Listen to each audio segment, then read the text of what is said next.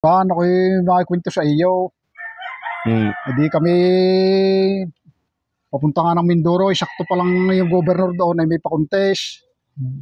Ay ang contest pabili siya ng paglangoy, pagalingan. Adi sabi ng mga kabarkada ko kakang udong, sali kayo. Kayo kabataan nyo, talagang kayo lagi ang pambato namin di at kayo ang champion lagi. Sabi ko, titestingin ko, ako'y medyo may edad na sa bagay nung kabataan ko talagang napakabilis kong lumakoy, ako lagi ang panalo diyan.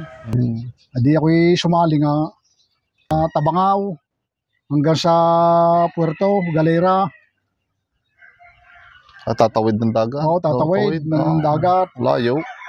Adi sumali nga ako, di ang daming kasali, mga galing pa ibang bansa, may mga kano, may mga Hapon.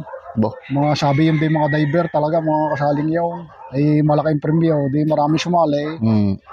Di nag-umpisa na nga, di basta't nung sumignal na gayaan, di umpisa lang yan ko, kabibilis ng mga kasali. Di ako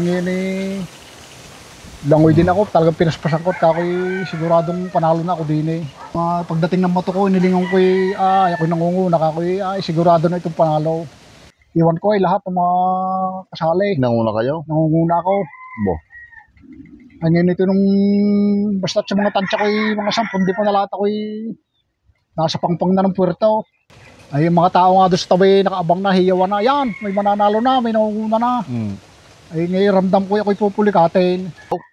Di ako'y bumalik na ako, balik uli ako sa Patabangaw na yan. Bigay bumalik 10 di pa na pala. Abay, pupulikatin ikaw kaya pulikatin.